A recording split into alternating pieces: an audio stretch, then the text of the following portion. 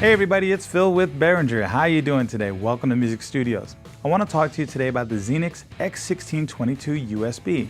Now this is a premium 16 input 2x2 bus mixer with British EQs, XENYX mic pre's and compressors, and a 24-bit multi-effect processor, and it's also a USB audio interface. So this is going to be a great mixer for small coffee shop gigs or maybe smaller corporate events, something like that.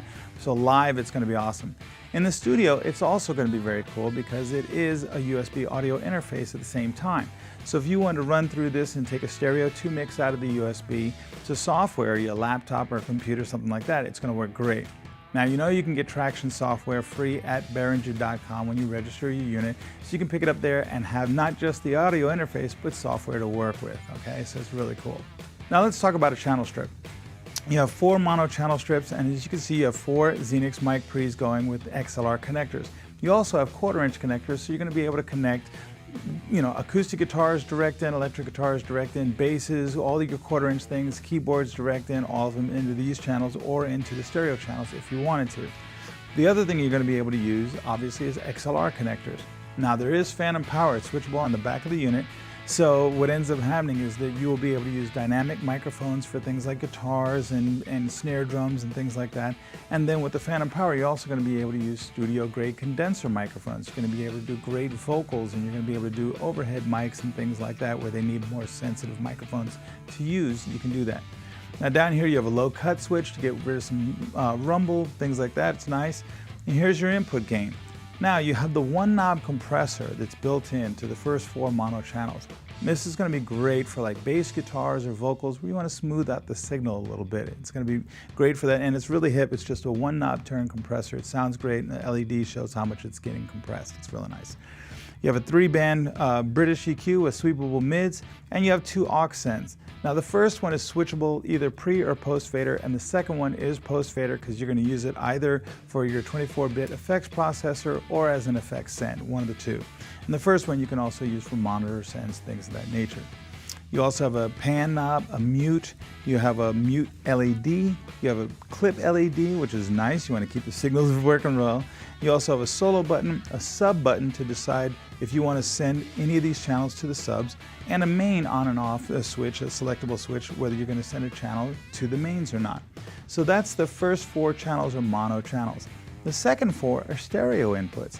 This is going to be great for like keyboard rigs. If somebody has a big keyboard rig and they're giving you a stereo output, you can come into this in one strip. You can come into it in stereo and have fun with that.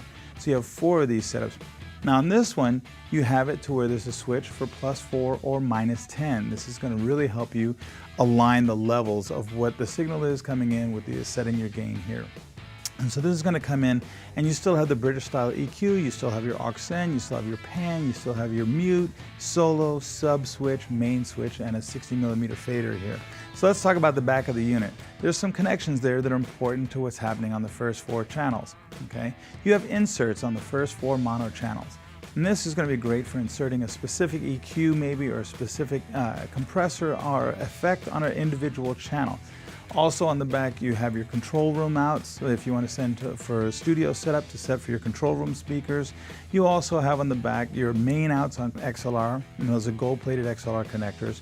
You have your phantom power switch to turn on phantom power, and you have your power switch, and this is an earth power system so that it'll run anything from 100 volts to 240 volts, so this is going to work great with you basically anywhere on the planet. The last thing on there I talked about before is the USB connector, and this is going to be bi-directional 2 channels so that you can take your whole mix out to a recorder, or you can use it for playback. Use your laptop for playback music, something of that nature. You also have RCA connectors that are going to do that as well. What's nice about that is when we get talking about the master section, you get to choose which of those inputs that you want to have in the control room, because you do have a headphone jack and you have a volume for the control room and the headphones, and you get to choose what do you want to hear in that with this matrix here.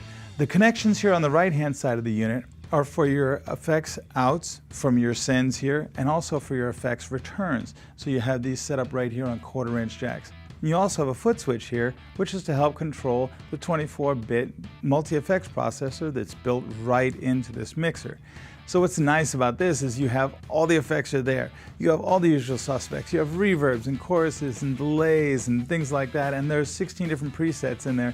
So it's going to sound great to have a nice room reverb with something, or a nice hall reverb, something like that.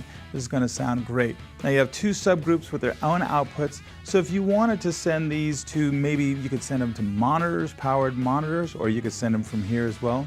Or if you had a different setup, maybe you had remote speakers, or you wanted to send something somewhere else, you can use the subgroups for that. And you can still send the signals out of the main outputs as well. So it's really nice to have that. It's a nice set of faders and a lot of range here, so you're going to have a lot of accurate setting. You also have a nice long LED strip in stereo, so you're going to be able to see the signal level with a great amount of accuracy as well. You have a big solo light here that you can see if things are going on, if you have something soloed. And this is kind of the master section end of town. Now, a cool feature of this is its size. It's nice and portable. It does come with rackers if you want to mount it in a rack, or you can just take it like this and pretty much put it in a backpack and take it to your gig. So it's really super portable. So this is the XENYX X1622 USB. For more information and media, please feel free to come visit us at Behringer.com. Thanks for joining us here at Music Studios.